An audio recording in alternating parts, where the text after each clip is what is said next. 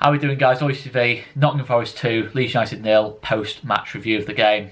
Guys, I don't know where to start. I've made notes, several different things I want to go through, several different areas where this team's getting it horribly wrong at the minute. And that's all you can say, really. But let's get on with it first of all. The first thing to talk about is this team was absolutely unrecognisable today. This team was not a Marcelo Bielsa team. This team was all over the place. This team was hopeless in possession of the ball. Absolutely hopeless. I've never seen a Marcelo Bielsa team, never mind Leeds United under Marcelo Bielsa, pass the ball so poorly. You know, the amount of times on the left-hand side we kept kicking the ball out of play. Basic little 5-10 yard passes under no pressure. We're over hitting them. And that is a clear as day sign of nerves. Clear sign of nerves. There is no other word for it. They are not bad players. They can make simple 5-10 yards passes. It's nerves. Nerves getting to the team in the middle of February. It's shocking. It's shocking.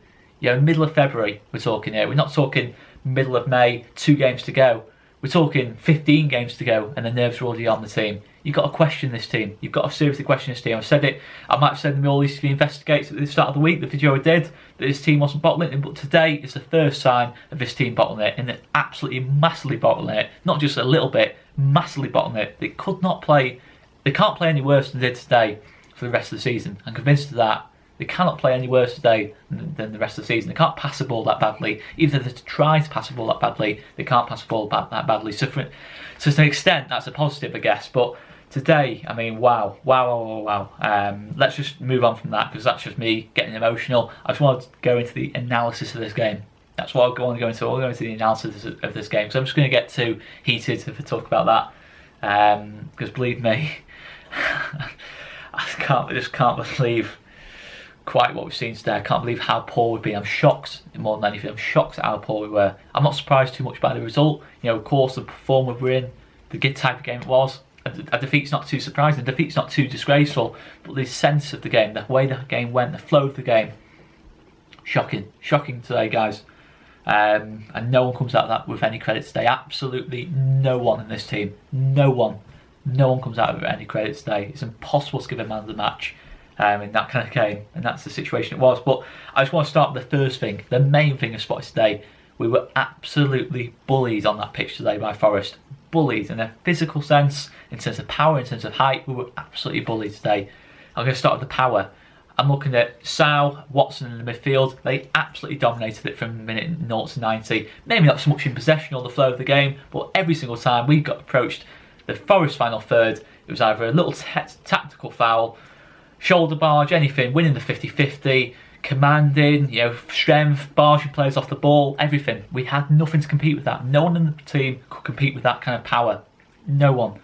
And we just could not get around that at all. You know, Pablo Hernandez was absolutely bullied today. I'm not having to go at Pablo Hernandez and just saying the situation was he should not have been in that position in the first place. Absolutely no way he should have been in that position in the first place. It was a clear mismatch. It was mismatches throughout the pitch. From numbers 1 to 11, there was mismatches throughout that pitch, and it all came from the team selection. I'm going to go on to that in a second, but you know, obviously we're not a team that has loads of power. We're not a team that has loads of height, but you've got to try and find ways to counteract it. You know, I'm talking about the power of, you know, you saw Cash, Lolly, every single time they got the ball, they're looking to drive it forwards, with the ball and create danger. You know, create spaces to attack in, create little slide rule passes, maybe get shots off. Every single time Cash, Lolly got on the ball, and Amiobi, Thiago Silva, Graben, all likes to attack spaces, and we could not do anything about it, and we didn't try and do anything about it. You know, sometimes you've got to look at the game and say, okay, if we can't tackle him, let's tactically foul him. And that's not, when we did start to really do that, you know, thought, okay, we've got to do something about this, we've got to stop these players driving at our defence constantly. Yeah, we would foul them on the edge of the area. If you're going to foul them just as they approach half of the pitch, so they can't do any problems with the free kick after it. You know, you've got to have that game intelligence. You know, that intelligence in the game. You know, it's something Conor talks about a lot. And I can't believe how daft some of our players were. You know, fouling people on the edge of the box when you got Joe Lolly with his left foot taking the set piece. You've got to think more than that. You know, a tactical foul is when you foul them just as they approach half of the pitch, or when they're still in their half of the pitch, so they can't do anything from the free kick. That is the whole idea of a tactical foul. You know, we got that wrong today as well. We could not cope with it. The height as well. Look, the height we can't do much about. we've not got a tall team. Don't think we've got anyone above 6'2" in the whole team. We've not got many 6-footers in the team. We could not cope with Forest height at all. In either box, yes, we didn't concede a goal, but we never looked like us scoring a goal either. We were just simply poor on set pieces. There was no aggression in the team, no aggression at all in the team. You know, sometimes you think, maybe we've not got the height, but players like Alioski, Click, they can be tenacious, they can be quite aggressive. I didn't see any of that today either. I just saw teams, players bottling challenges throughout, and it's so disappointing, guys. That was the main thing. We were bullied today, absolutely bullied, and that's part of why the performance was so poor. We allowed it to happen. We didn't try and play around them, play our own game. We just allowed ourselves to get bullied throughout the game. I'm sick of saying bullied now, so I'm going to move on from that. And when you play 4-1-4-1, I've already mentioned about it. We're playing players in the wrong positions to make a 4-1-4-1 work at the minute, and I'm afraid, I hate criticising Marcelo Bielsa because I love Marcelo Bielsa, but we've got to go on to it. The idea of playing Ben White in a holding midfield role just didn't work. It was never going to work. Ben White has very rarely played as a holding midfield. I mean, he's played it twice in his whole career, both times for Leeds. To play him in a game of that magnitude in that position it completely cost us the game. It played a massive part in costing us the game, and I felt sorry for Ben White today. He's playing in a position he's not used to. He's got players running at him. He's having to look behind him all the time. Because playing as a holding midfielder and a centre-back is a completely different job. Completely different job. As a centre-back, you're looking forwards. What's happening in front of you? What's developing in front of you? As a holding midfielder, it's all about positioning. All about being in the right parts of the pitch. Covering your full-backs when you have to. Covering your midfielders when you have to. And covering your centre-backs when you have to. Sometimes you're looking over your shoulder. Most of the time you're looking over your shoulder. You're not looking ahead of the game all the time. Sometimes quick little passes are being played in behind you. It's a completely different position. Completely different position. If you're going to play a 4-1-4-1, the one in the 4-1-4-1 in the holding midfield role has to be an out-and-out holding midfielder, and the only out-and-out holding midfielder is Calvin Phillips. The next closest is Adam Forshaw. After that, probably Matthijs Klick or Alfie McCalmont. It is absolutely most certainly not Ben White, and it's not fair playing Ben White in that position. I'm afraid to say it's not fair playing Ben White in that position.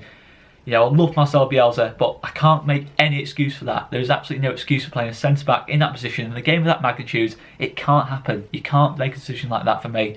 And it was completely the wrong decision. Ben White just had an absolute shocker. Look, Ben White had a shocker, but he shouldn't have been playing in that position.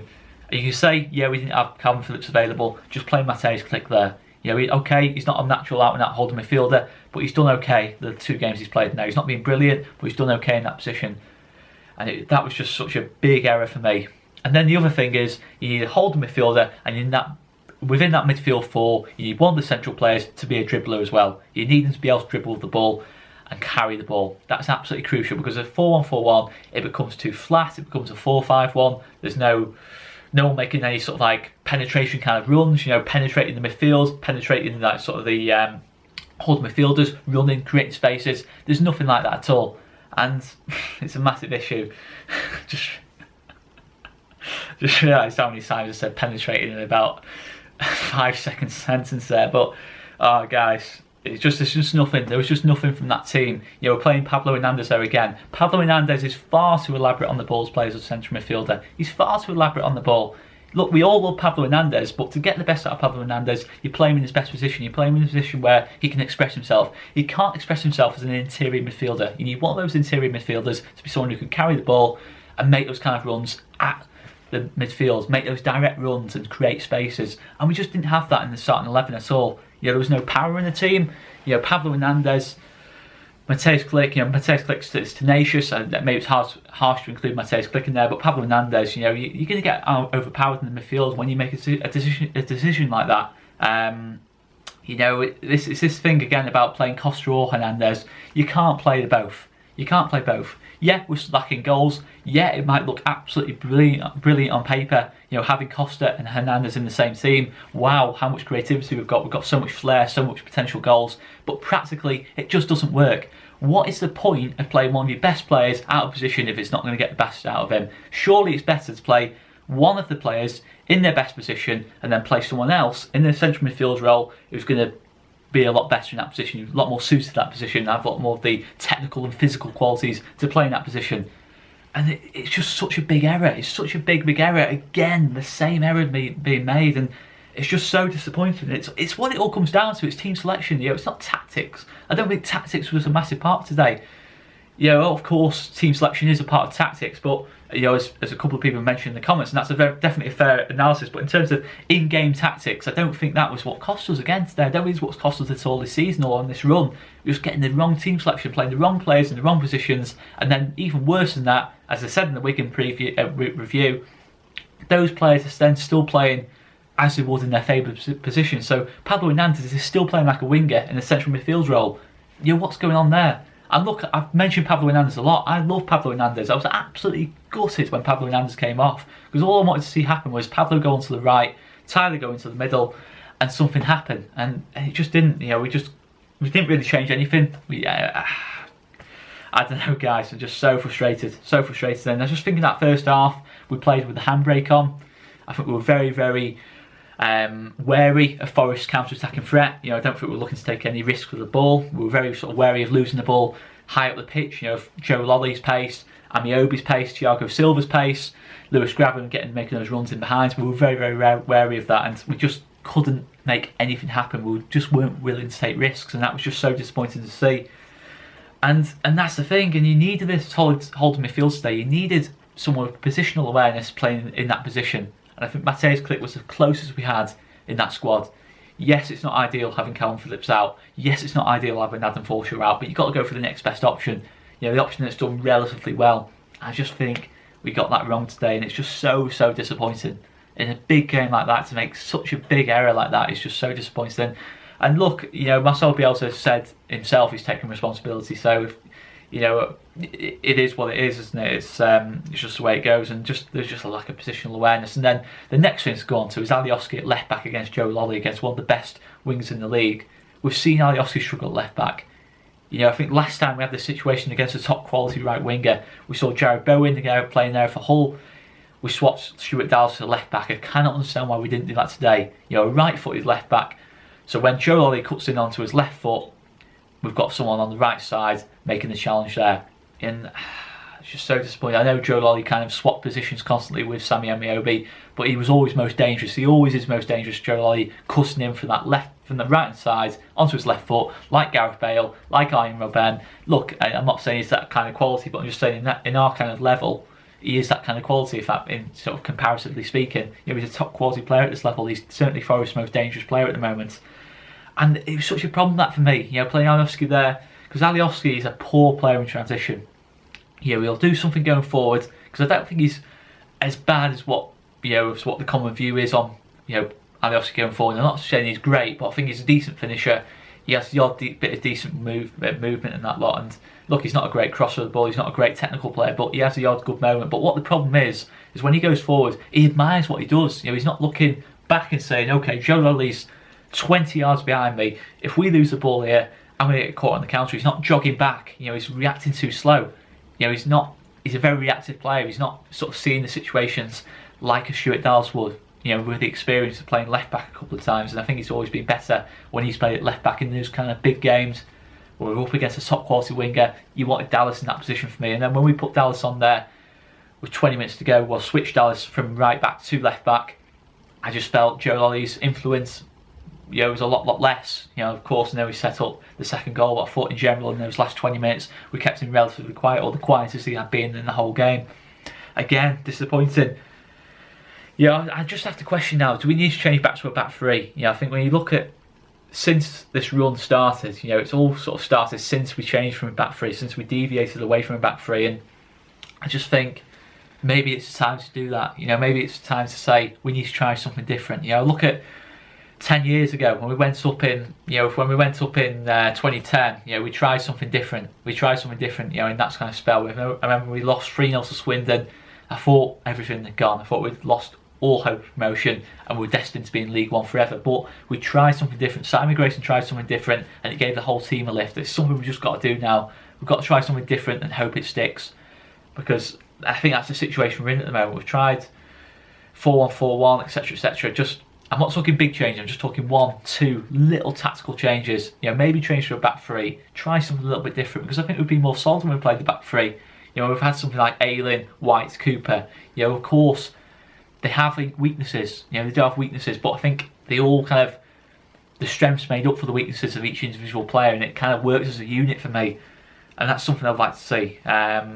Maybe change to that against Brentford. Maybe just do something different, because I think if you're Brentford watching that, Ollie Watkins and Wainman, Ben Rama, you're thinking the space is just going to open up. You know, when Leeds are terrified of losing the ball, they're terrified of the counter attack. They don't know how to cope with the counter attack.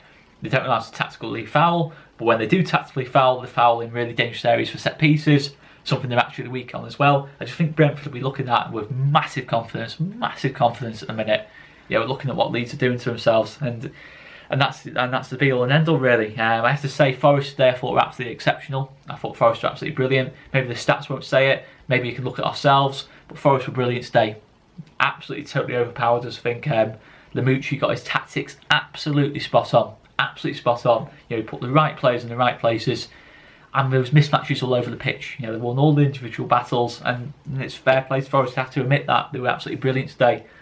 And yeah, I think this Forest team is absolutely excellent in transition. We just didn't know how to sort of respond to that. And I think they were excellent in the sense that they were patient. They waited for the spaces to open. They didn't force the situations. They just waited for the spaces to open. They waited for one of our players to go out of position, and they went and then attacked it. As simple as that. They were ruthless.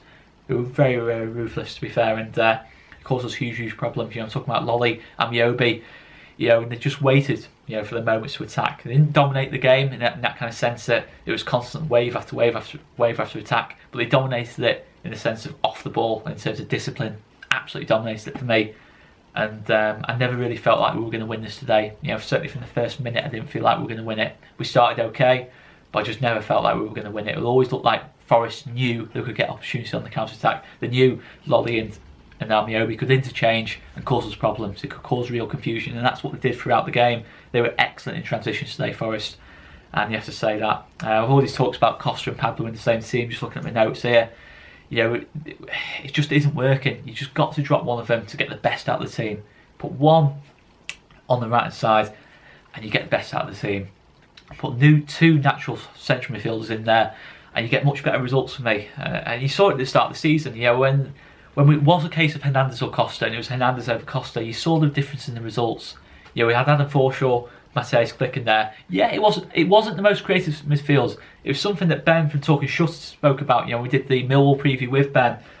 You know, he said about that Adam Forshaw was excellent at recovering second balls, excellent at doing that. Matthijs Klick had the vision. You know, he could control the game, and it just works so well as a midfield pairing. Yeah, I know we don't have Adam Forshaw available. We have people like Jamie Shackleton available, Tyler Roberts available. Yeah, look, you know, they're not as experienced as Nathan Forshaw, but they have got that power, that drive in the midfield. They can offer different kind of situations. You know, they're good in tight sort of spaces. They can work the ball quite well in tight spaces. Yeah, we didn't see that today. We didn't see it from anyone today. You know, don't use today as any kind of basis for any of this team, because if you do, we're a relegation team, to be fair. Because you can't, to be quite honest with you, you can't use any kind of performance today as a basis for what a player's like, because we were just shocking today. You know, especially bad today. But just change. You've got to change something. You've got to look at what we did at the start of the season, the balance of the team. You know, how much better it was at the start of the season. You know, Forshaw, Klick there, Hernandez, Harrison, Bamford up top. Yeah, we all complained at times about Costa not starting games, but in the end, it was for the best of the team. It was for the better of the team, and whether it's Costa or Hernandez, I don't really care. It's got to be one or the other. One or the other. Simple as that. You know, do not play both. It's just not going to work for us. Simple as that. And that's a simple case. I'm just frustrated having to say the same things time and time again. We saw it second half of last season, start of this season. Whenever we've tried to do that, play both in the same team, it just hasn't worked. We've just completely lost everything in the midfield, and that's the thing. And that's frustration, really. You've got to play the best players in the best positions. You have to play your best players in the best positions. I'm a big fan of that. The only player who can excuse us playing out of position is Stuart Dallas, because we have a complete lack of defensively capable left backs at the moment, with Leif Davis unavailable. You know, we've got left backs who just can't defend. Simple as that. You know, certainly one-on-one, get caught out of position all the time. Stuart Dallas should play there instead. But it's just so frustrating. We just didn't engage the two defensive midfielders for Forest. We just allowed them to dominate the game. You know, you're looking at Sal, 30 years old, Ben Watson, 34 years old. You know, if you use any kind of pace against him, Tyler Roberts, when he came on, why was he not driving at either player? You know, just driving, running at them, trying to create spaces, because they'd have had to have either fouled Tyler Roberts or or be caught out of position. You know, it's as simple as that. We just didn't attack those kind of situations. You know, we allowed Forest to really hurt us in areas and attack us in areas we didn't want to be attacked in. You know, in the space between the centre back and the right back, the centre back and the left back, we allowed them to attack those channels all the time. And Lolly and Amiobi's runs in between those two was absolutely fantastic throughout the game, and caused us so many problems. And that's the thing, isn't it? Really, you know, you look at the defending on the first goal. Amiobi gets in between Aylin and Dallas. You know, he finds that space. Garcia, I've not even mentioned Garcia. You know, that's another thing as well. You know, you're playing a goalkeeper who's making a mistake every single game and has done so for the last 10 or 12 games. It's not acceptable. It's just not acceptable, those kind of things. It's why the frustration's there. You know, the first sign of madness is doing the same thing over and over and over again. I'm not sure if that's the exact quote of Einstein, but it is the same point. We're doing the same thing over and over and over again, the same mistake over and over again. And I just don't understand it, guys. I just don't understand it. You know, we just didn't attack Forest at all. We didn't attack any of their weaknesses. They did have weaknesses, Forest. You know, they were excellent today, but they do have weaknesses. If they were that good, they would be above us in the first place. They are not that good a team. You know, I don't want to mean that in a salty way. They're a good team, but they're not that good that they should have dominated the game the way they did. You know, no disrespect to Forest there at all, but yeah, they're certainly one of the better teams in this league, but they're not that good. You know, in the sense that they should be absolutely hammering us in the game, and that's the way it is. But you know, obviously they were levels above us today, and that's the fact of the matter. And I just think we're a nice team. You know, we accept each other's excuses. You know, I've seen a couple of things, you know, the players have said in between games, and it just seems too nice at the moment. You know, it's not enough, you know, aggression. You know, it's not enough, like, you know, seeing the situation. You know, seeing what the situation is. You know, just, you know, I just want to see a bit more fighting spirit. You know, a bit more battle. You know, a bit more fighting for the second balls, not dodging tackles, not, you know, not avoiding responsibility, etc., etc. I just want to see less of that now, and it's just, I don't know, guys. You know, it's just so worrying at the minute. It's just so worrying, and yeah, I think we're going to persist with this 4-1-4-1 system. That's the basis we've got to go with. You know, we've got to have that Calvin back in, and we've got to have a dribbler in the middle who can create the spaces. And that's all I'm going to say, really, guys. That's all I can say. We're a poor team in transition at the moment. You know, both defensively and going forwards, and we're just struggling so much at the minute. And you know, maybe it's just one game, but that one game could really hurt us. You know, we've got a big game coming up now on Tuesday, and that's all I can say, really, guys. Make sure to check out Joe and Conor's reviews of the game, and we'll be back with the previews for Brentford. And you know, thankfully we've got a game coming up straight away, and we can try and put things right. You know, maybe whether that's a good thing or a bad thing, I don't know, but I'm just using it as that a little ray of hope that, you know, thankfully we've got a game in hand. Not a game in hand, a game on Tuesday. You know, we just try and put this behind us quickly, because we need to put this behind us quickly, because that was so poor today. But on the positive side of things, we can't play any worse than that. We can't play any worse than that. We might lose 4 or 5-0, but we won't play as badly as that. I can almost guarantee that we won't play as badly as that throughout the rest of the season. So maybe take that as a positive, guys. Anyway, I'm going to leave it there. I've been Oscar Marriott, all these today. Make sure you like the video if you enjoyed it, and subscribe if you haven't done already. See you later, guys. And you deserve better, guys. Yeah, we all deserve better, you know, than this, because this is just not good enough at the minute. It's a bottle of 11-point lead with 2 months of the season to go. It's just simply not good enough. I'll leave it there, guys. Anyway, see you later.